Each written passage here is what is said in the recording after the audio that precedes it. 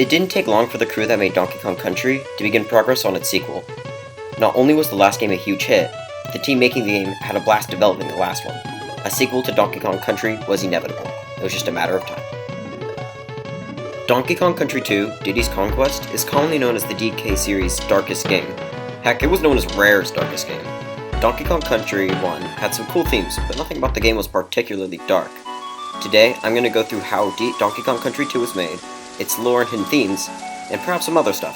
Let's get right into it. This is Rare's darkest game, Diddy's Conquest.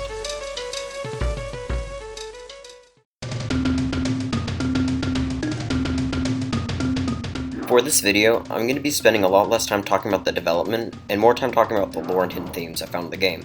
I'm sorry if you found the development stuff interesting, there isn't much to bring up anyway, and there's lots of other things to talk about. Donkey Kong Country 2 got some of the best ratings that a video game could receive in all categories. It was showered with praise, and it's a beloved part of video game history.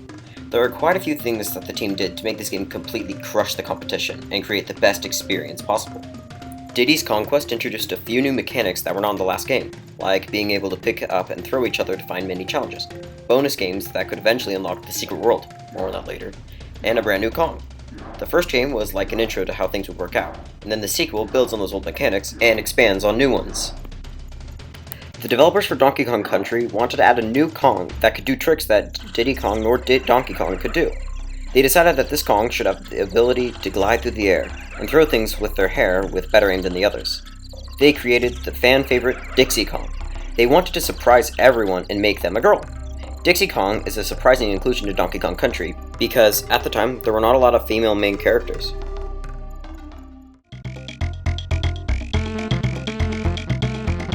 This is a fast bonus section about the things in Diddy's Conquest that I particularly liked. To start things off, let's be honest, Diddy's rap is probably one of the best things ever.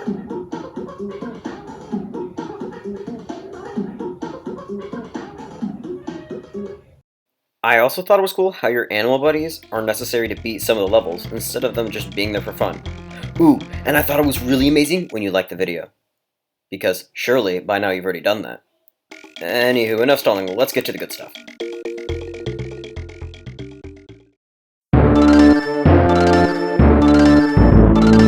I know what you may be patiently awaiting the answer for. What on earth does he mean by Rare's darkest game? Is that for clickbait? Yes. But it's also kind of true. Donkey Kong Country 2 takes the series in a whole other direction where things get much more serious. After his defeat on Donkey Kong Island, King K. Rool returns to his home kingdom, Crocodile Island, and renames himself Captain K. Rool to fit the pirate theme. He becomes hungry for revenge and Donkey Kong's bananas. So, he rallies up his most powerful Kremlings, sails to Donkey Kong Island, and Kong naps Donkey Kong. Yeah, okay, sorry, that was a horrible pun. Captain K. Rool brings DK to his castle atop of his island, and tells DK's nephew, Diddy Kong, that he will only give him back in exchange for all the bananas in their banana hoard. The story has instantly gotten much darker than the last game. Like, we're under 5 minutes, and there's already been some blackmailing going on. And it's worse than it seems. Donkey Kong is now trapped on Kremling Island. He's not just sitting in a filthy cell, though. He's being tortured. Yes, blackmail and torture in a kid's game. Oh, and don't worry, we're just getting started. Diddy cannot let the Kremlings have their precious banana hoard, but he also cannot let his pal Donkey Kong get mugged. Diddy decides that he will take the risk and sneak onto a Kremling boat to smuggle himself into the jaws of the enemy. But Diddy also knows that he cannot go alone. He doesn't want to risk anyone else getting caught, but as last resort, he brings his girlfriend, Dixie Kong. Well, I don't blame him. I guess girls were the first thing he would think of as a teenager. Anywho, Diddy ignores a cocky letter from K. Rool and ventures onto the decaying, haunting, and towering Kremling Island.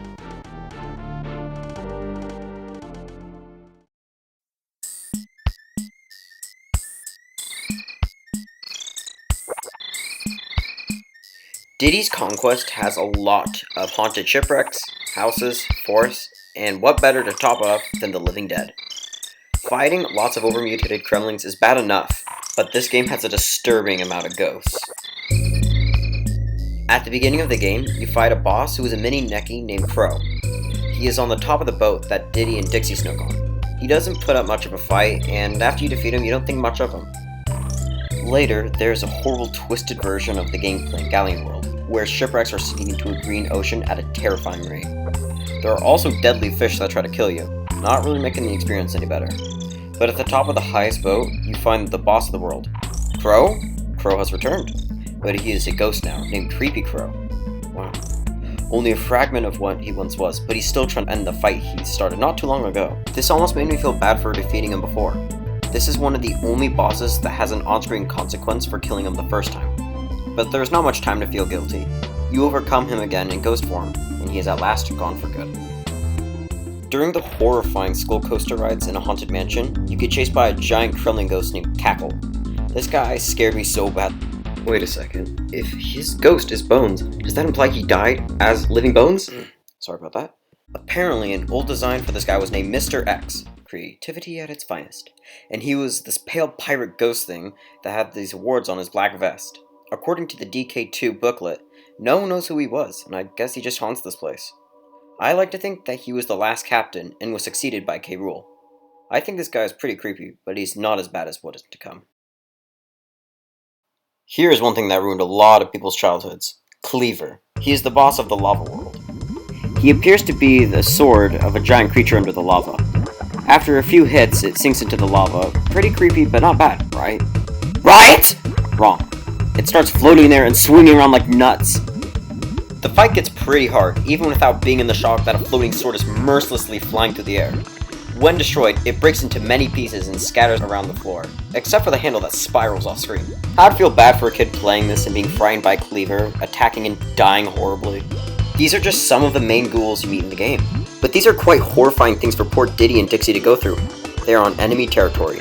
Who knows what will happen to them if they get caught? There are not many friendly faces here. One familiar but horrible face is the Zingers.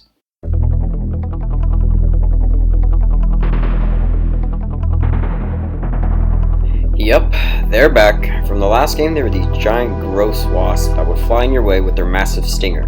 Yuck. But Kremling Island is the Zingers' homeworld too. In their carnival world, there are absolutely colossal hives where the Zingers tend to their young and worship the King Zing. When I walked through the halls of the Zinger hive, I felt so shaken, like I hate wasps, so walking through a place crowded with so many Zingers was horrifying. The music that plays is almost sad and unsettling. It made me once again feel guilty for making Diddy and Dixie go through all this whole mess. But we're not out of the woods yet, or I guess the hive yet. In the last game, you fought and killed the Queen Bee. But in this game, the leader of the Zingers is King Bee, or I guess his name is the King Z. He's terribly mad that Diddy would come after killing his queen. So, at the end of one level, he gives you a chase, a warning that he wanted to settle this once and for all. The Zinger is a very obnoxious enemy, so one would assume that their ultimate leader would be just as annoying. And you'd be right. King Zing is an incredibly hard boss. He flies surprisingly fast for his size, and he takes quite a few hits. But after what took me too long, he bursts and becomes a normal size Zinger. I thought he would fly away, but nope! He would keep the fight going for a bit longer, by surrounding himself with Zingers and continue attacking. But even Zingers can't pester forever, and he finally passes out. But this defeat took a huge toll on the Zingers. Their home has been broken into and both of their leaders have been defeated. This affected them so negatively that they are not in the next game. At all. You just kind of screwed up their entire species. However, we are still just scraping the surface of darkness in this game.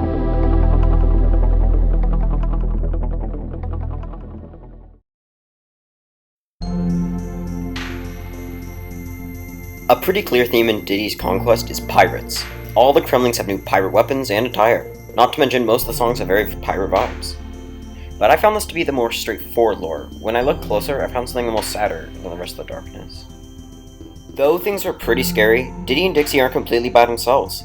Some of the Kongs from the last game and new ones are here to help save progress, give tips, fly around, and even host some minigames. Though helpful, they didn't feel like they did in the last game. Something has changed about the Kongs. Greed. Ever since the Kongs have come to Kremling Island, they all take coins to complete their services. When before, they just kinda did as a favor, maybe even for fun. If it weren't for the Kremlings, I could easily save the game without spending my cash! Okay. I know I've already talked about this a lot, but Kremling Island is a pretty horrifying place for Diddy and Dixie to be on. Diddy has to explore completely alien places that he couldn't even imagine at home, and without a strong pal Donkey Kong.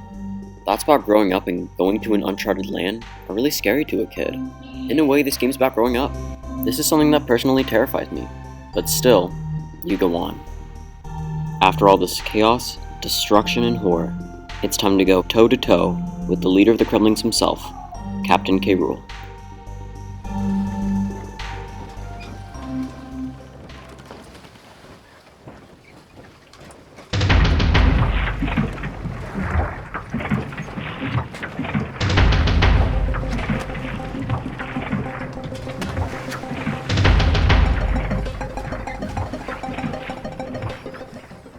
During the final stretch of the game, you were at the highest peaks of Crocodile Island. You were so high up that you could see Donkey Kong Island in the distance.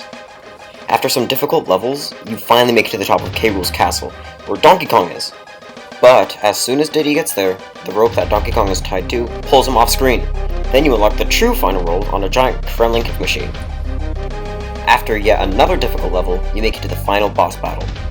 This fight is much harder than the last one because, just to say it, he has a gun! He will shoot full-on cannonballs into you, and to defeat him, you must throw some of them back into his gun, clog it up, and blow him up. Not only does his new tactic make K. Rool more difficult, but also his desire for revenge. You have gone through and defeated all of his most powerful generals. You have even caught up to him after he flew in a giant helicopter. K. Rool is not happy to see Diddy Kong again, and he intends this to be the last time he does.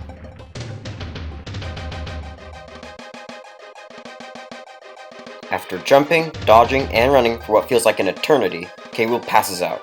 But like last time, he gets back up. But unlike last time, he's using magic to attack you. Captain K. Rool has somehow harnessed magic. He blasts the magic from his gun, and if a specific color hits you, then it'll have a different negative effect on you, making the fight much harder. Nevertheless, after some more avoiding, K. Rool finally passes out for the second time. Donkey Kong is lower down, marking the end of the fight. But Captain K. Rool cannot lose yet. Not again. He's worked way too hard for Diddy to just walk in and let history repeat itself. K. Rool gets out for a third time for the final stretch of the fight. Though blown up 6 times already, he doesn't let up, and continues to fire insanely difficult cannons to dodge. He may be determined, but he still can't defeat Diddy and Dixie. He passes out for the 3rd time, as Donkey Kong is lower. But he gets up again! This time, Donkey Kong is kinda sick of this fight, so he breaks his bindings and Banana Slammer!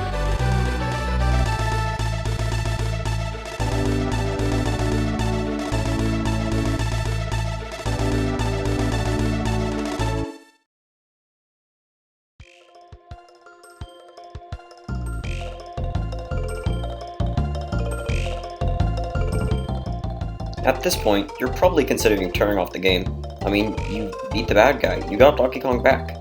And it was really hard, so you're probably really tired. And that's probably what you're thinking about this video. What more could you possibly get after this like 13 minutes you've been watching this for? Bear with me, it's gonna get better.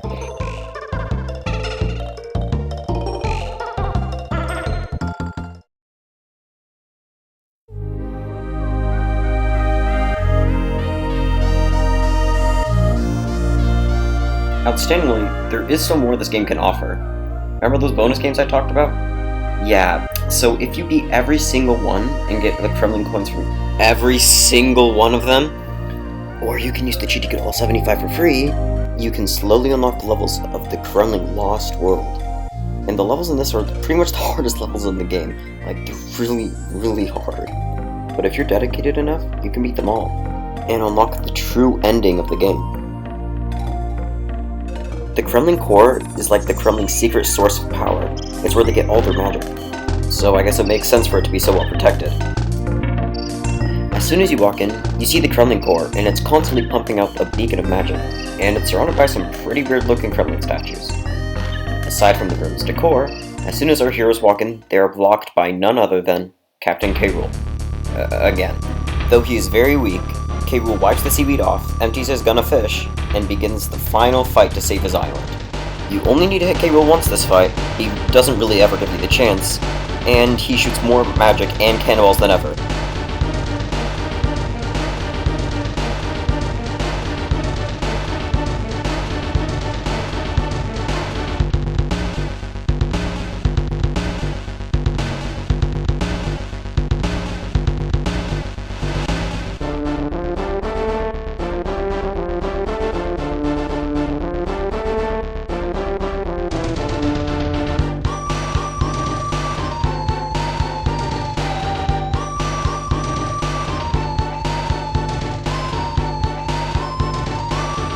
K. Rool gets launched once again, but this time right into the crocodile core.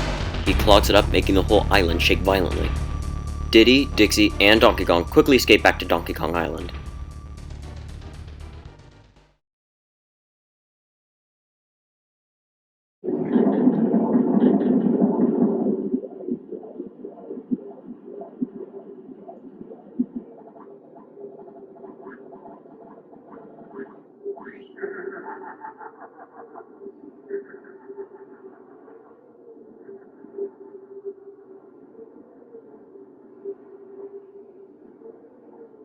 I think this could be the darkest part of all.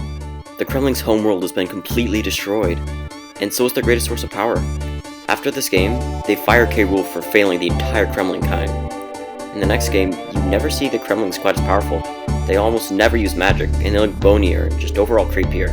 But more with that in the next video about Donkey Kong Country 3, Dixie's Double Trouble. Now, let's end the video in my favorite way. The music!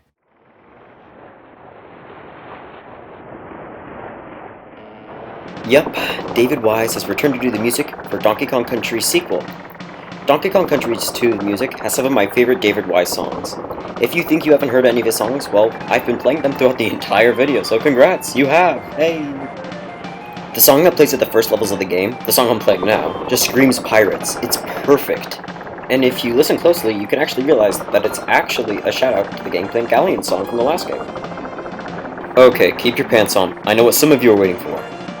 Debatably the game's most famous song, Sticker Brush Symphony.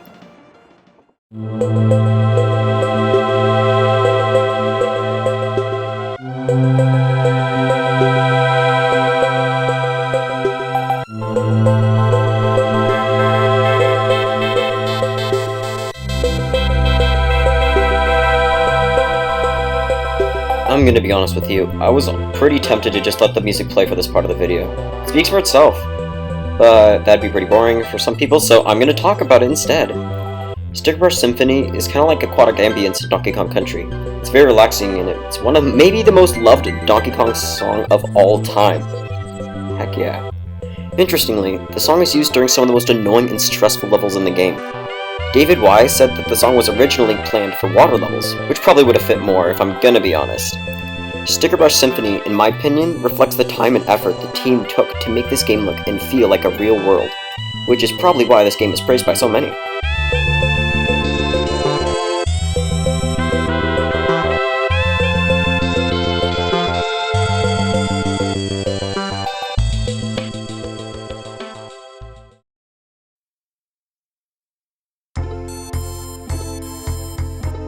Diddy's Conquest was way ahead of its time when it came out, and I gotta say, it still holds up pretty well today. If you played the first one, I would highly recommend its sequel. I'm totally subscribed to the idea that the game is worth a try. Just like how you should be subscribed to the channel if you like the video and you want to see more like it, Okay, I'm sorry. Anywho, that is the video. I hope you liked it and have a wonderful rest of your day. Bye. Huckleberry, I love Huckleberry.